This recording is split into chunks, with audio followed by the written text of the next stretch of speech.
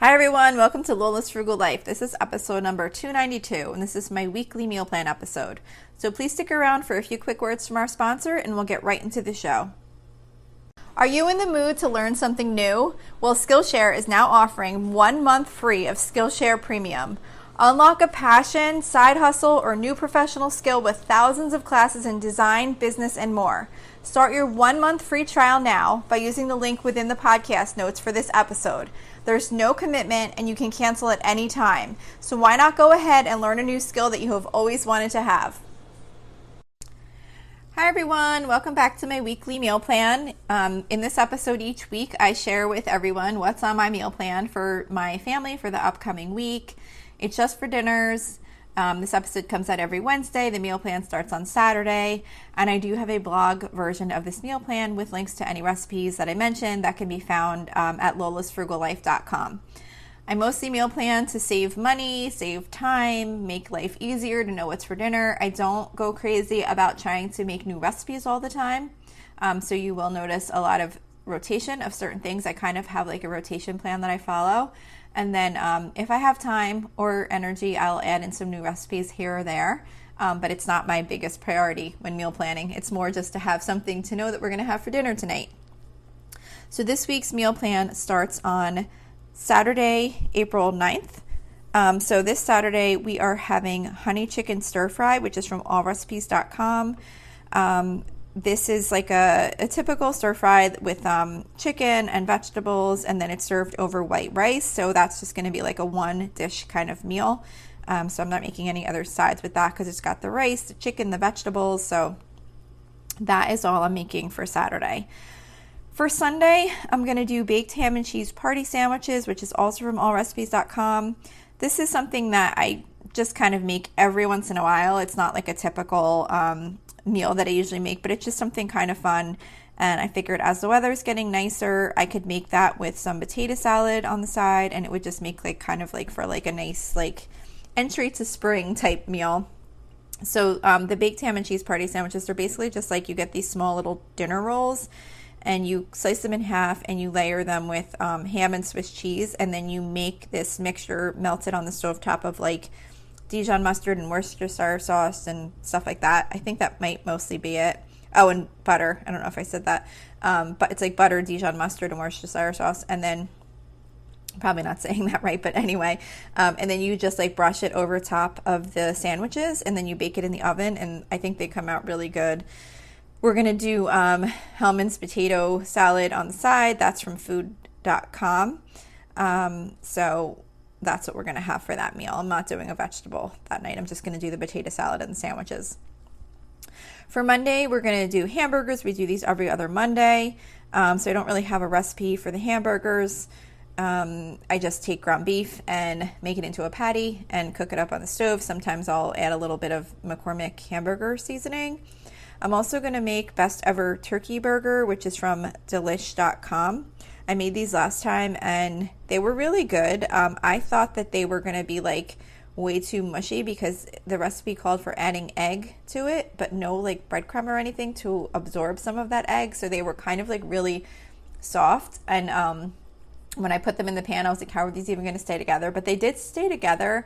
They were really like kind of like juicy, which turkey burgers don't necessarily always, they usually dry out sometimes. So I thought they were really good, but they were a little bit difficult to, like they were falling apart a little bit, sort of, when you put them on the hamburger bun. They were a little messy, but I thought they did taste really good for a turkey burger. So I'm going to make those again for my daughter that doesn't eat hamburgers.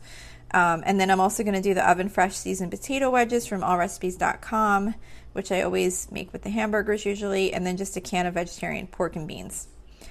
For Tuesday, we're doing tacos. We do a Mexican themed meal like every Tuesday. We rotate them. So this week is tacos, and I don't have a recipe for this one.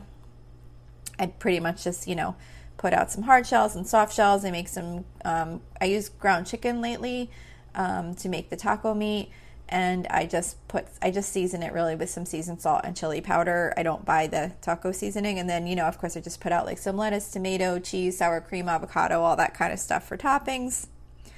So that's for Tuesday. For Wednesday, we're doing fried flounder.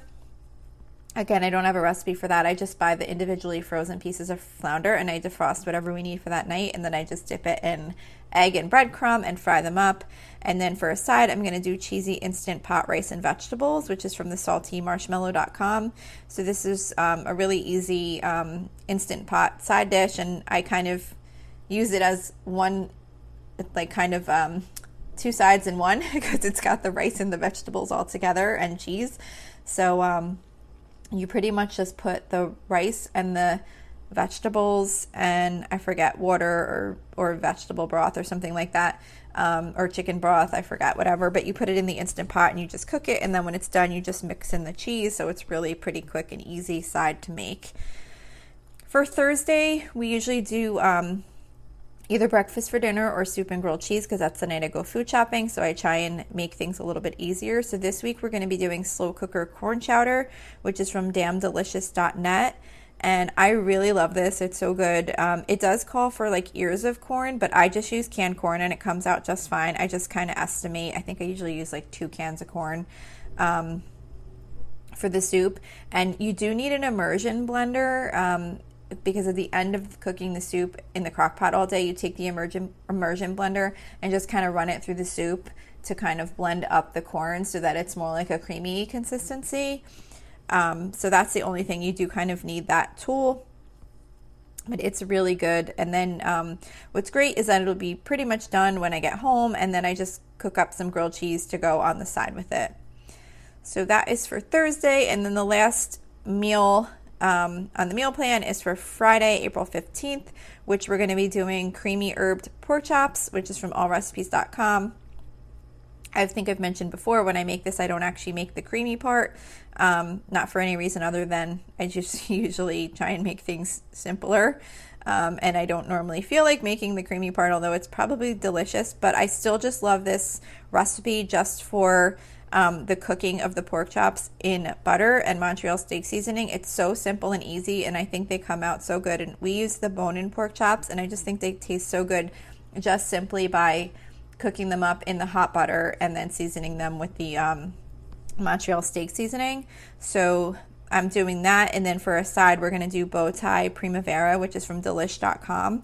So this is like a bow tie vegetable dish where it has like mushrooms and asparagus and zucchini and cherry tomatoes, and I made it I think one other time and everybody really liked it, so I'm going to do that again, and that will go with the pork chops. And again, it's got the pasta and the vegetables all in one, so I'm not going to do another side dish. We're just going to do that.